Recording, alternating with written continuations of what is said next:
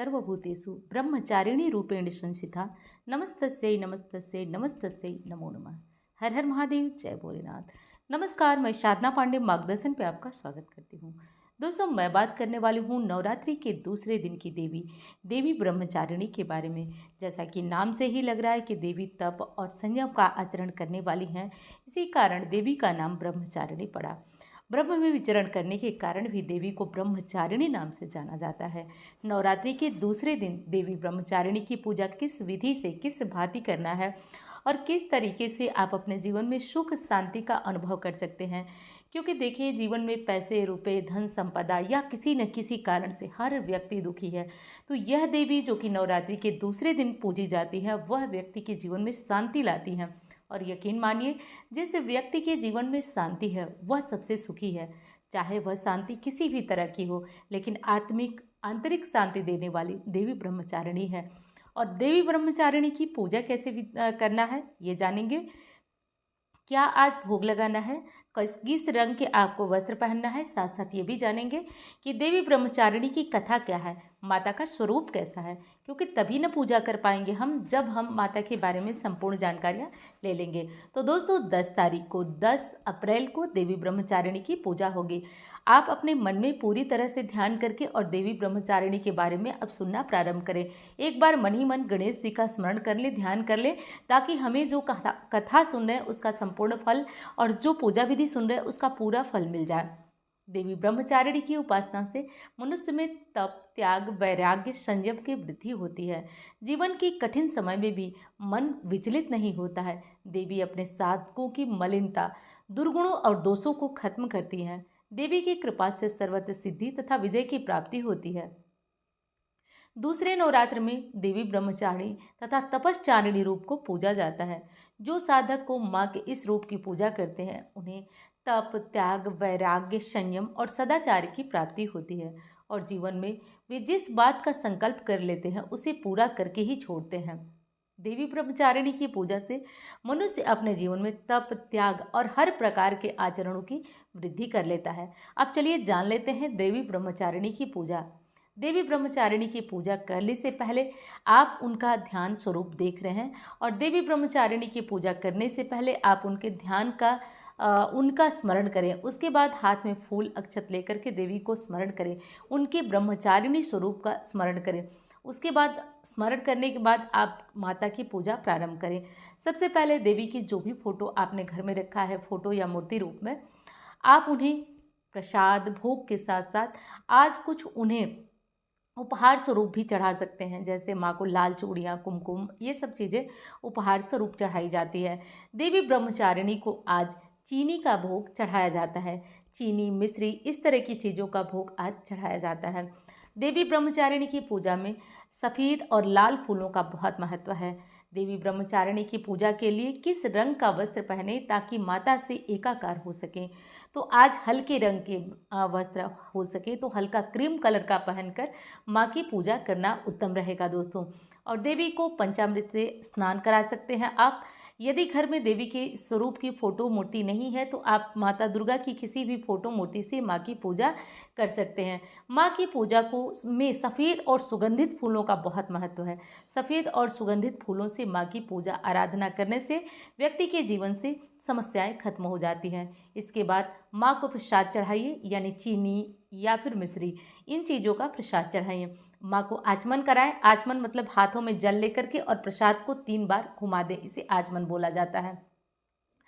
और माँ को कपूर से आरती करिए। जब आपकी पूजा खत्म हो जाए तो आप दुर्गा चालीसा, दुर्गा सप्तशती, और हाँ दोस्तों, दुर्गा सप्तशती से याद आया कि मैं प्रतिदिन की जितनी भी आपको जितने अध्याय जिस दिन पढ़ना चाहिए वो मैं बता चुकी हूँ, और उसी अनुसार मैं आपको दुर्गा सप्तशती सुबह सवेरे जो है अपलोड कर देती हूँ। तो अगर आप दुर्गा सप्तशती पढ़ नहीं पा रहे तो घबराए नहीं, सुनने का भी फल आपको प्राप्त होगा। तो आप सुबह सवेरे अपनी पूजा करते हुए आसन पर बैठ के भी सुन सकते हैं, और बिना आसन का आप अपने कार्य करते हुए भी इसे सुन सकते हैं।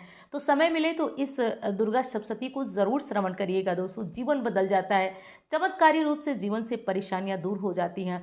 तो ये जो है दुर्गा सप्तशती सुबह सवेरे अवश्य सुने। देवी ब्रह्मचारिणी का मंत्र जान लेते हैं।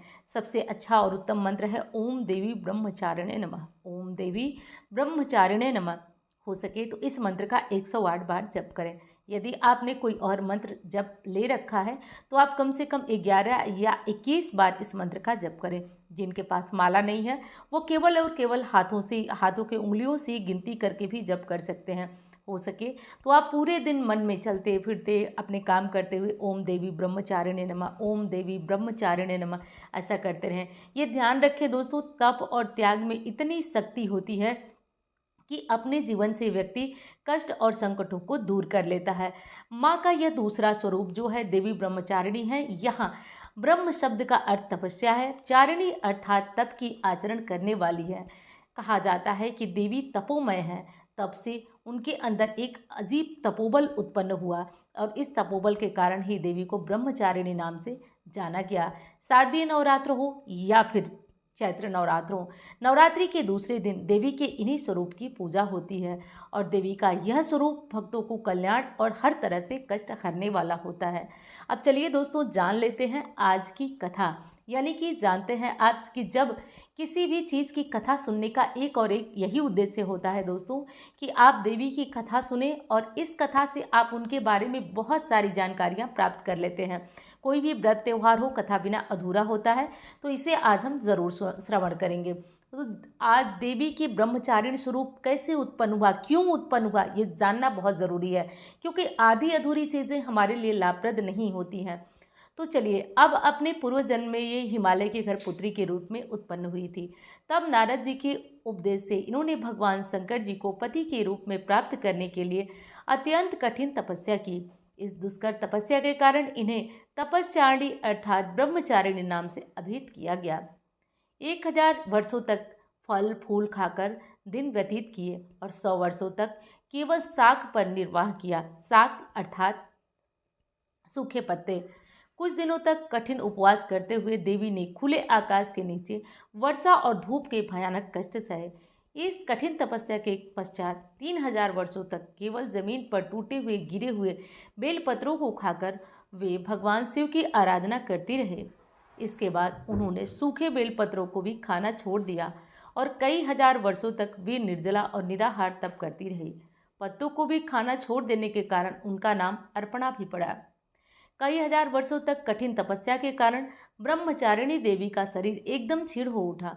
उनकी यह दशा देखकर उनकी माता मैना अत्यंत दुखी हुई और उन्होंने इन्हें कठिन तपस्या से विरक्त करने के लिए आवाज़ दी, उमा। तब से देवी ब्रह्मचारिणी का नाम उमा भी पड़ गया। उनकी इस तपस्या से तीनों लोकों में हाहाकार मच गया। देवता, ऋषि, सिद्धगण, मुनिजन देवी ब्रह्मचारिणी की इस तपस्या को अभूतपूर्व और पुण्यकृत बताते हुए उनकी सराहना करने लगे। अंत में पितामह ब्रह्मा जी ने आकाशवाणी के द्वारा उन्हें संबोधित करते हुए प्रसन्न स्वर में कहा, हे देवी, आज तक किसी ने ऐसी कठोर तपस्या नहीं की जैसी तुमने की है। तुम्हारे इस आलोक कृत्य की चारों ओर सराहना हो रही है। तुम्हारी मनोकामना सर्व भूतों में परिपूर्ण होगी। भगवान चंद्रमौली शिवजी तुम्हें पति रूप में प्राप्त हो सकेंगे। अब तुम तपस्या से विरत होकर घर लौट जाओ, शीघ्र ही तुम्हारे पिता तुम्हें बुलाने आ रहे हैं। ऐसा बोल करके और ब्रह्मा जी ने आकाशवाणी जैसे ही समाप्त किया और माता ब्रह्मचारिणी ने तप का जीवन छोड़ करके और महादेव की अर्धांगिनी बनना स्वीकार किया। देवी ब्रह्मचारिणी की पूजा से अनंत फल की प्राप्ति होती है। मनुष्य के अंदर यदि किसी के अंदर तप, त्याग और इस तरह के गुण नहीं है तो देवी ब्रह्मचारिणी की पूजा से ये सारे गुण आ जाते हैं। तो माता का जो मंत्र मैंने बताया वो एक बार फिर बता देती हूँ। या देवी सर्वभूतेषु ब्रह्मचारिणी रूपेण संस्था नमस्तस्यै नमस्तस्यै नमो नमः। तो ये है माता का मंत्र। अब जान लेते हैं आज का ब्रह्मचारिणी यानी कि दूसरे दिन, नवरात्र के दूसरे दिन का महाउपाय। और दोस्तों, मुझसे कुंडली दिखाकर पर्सनल परामर्श लेना चाहते हैं तो केवल और केवल मेरा यही नंबर है। कमेंट बॉक्स में किसी भी दिए हुए नंबर पे विश्वास मत करिएगा, वो स्कैम और फ्रॉड हो सकते हैं। अब माता ब्रह्मचारिणी की पूजा के लिए सबसे पहले तो साफ़ सुथरी चीनी आपको ज़रूरी है।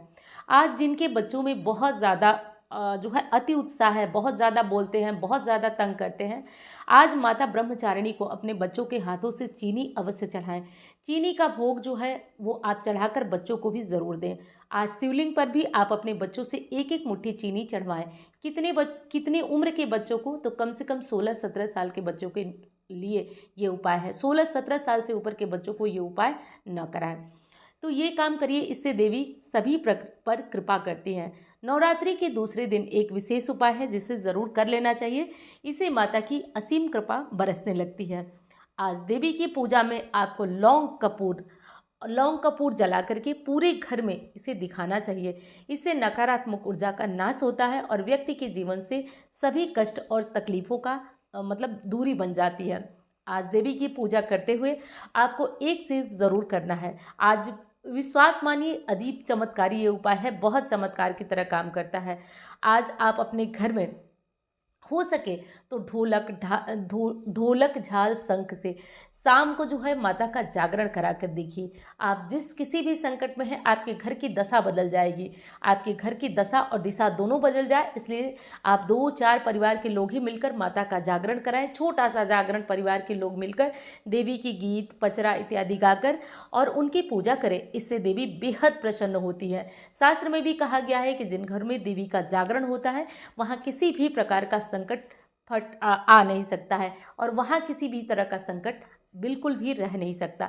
वीडियो पसंद आए तो प्लीज़ लाइक करें और चैनल को सब्सक्राइब भी कर लीजिएगा। और हाँ, सुबह जो अपलोड होगी वीडियो दुर्गा सप्तशती की, वो आप लोग सुनना मत भूलिएगा। देवी की असीम कृपा बरस रही है, जितना अधिक से अधिक हमें ग्रहण कर लें उतना ही उत्तम है। तो चलिए अब जान लेते हैं आज का जो महा उपाय और ये जो मंत्र जप है वो सब आपको कब करना है। सही समय और शुभ समय बता देती हूँ दोस्तों। जो शुभ समय होता है देवी की पूजा का, वो वैसे तो पूरे दिन होता है। नवरात्रि के 9 दिन विशेष सिद्ध होते हैं, परंतु देवी के ये जो दिन होते हैं वो सिद्धि के साथ साथ संकट दूर करने वाले होते हैं। तो ऐसे में हमें क्या करना है, कब पूजा करना है, तो देखिए देवी की पूजा हो सके तो सुबह 4:35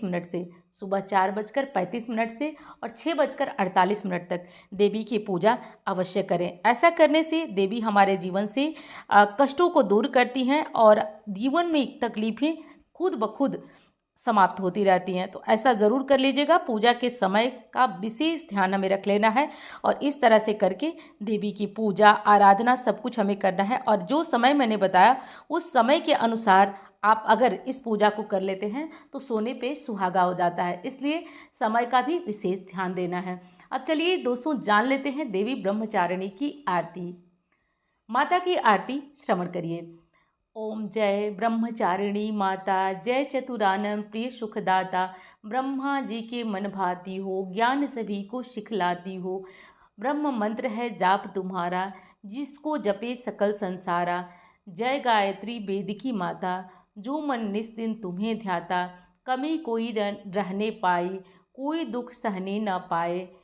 उसकी विरत कहे ठिकाने, जो तेरी महिमा को जाने। रुद्राक्ष की माला लेकर जपे जो मंत्र सदा कर देकर। आलस छोड़ करे गुणगाना, माँ तुम उसको सुख पहुँचाना। ब्रह्मचारिणी तेरो नाम, पूर्ण करो सब मेरो काम। भक्त तेरे चरणों की पुजारी, रखना लाज मेरी महतारी। तो ये है दोस्तों माँ ब्रह्मचारिणी की कथा। एक बार फिर कह रही हूँ, वीडियो पसंद आए तो लाइक करना मत भूलिएगा और हाँ, चैनल को सब्सक्राइब भी कर लीजिएगा। इस तरह की विशेष उपायों से आप 9 दिनों में अपने जीवन में चमत्कार देखना चाहते हैं दोस्तों, तो चैनल के साथ ज़रूर जुड़ जाइए। मैं मिलती हूँ अन्य वीडियो में। धन्यवाद। हर हर महादेव।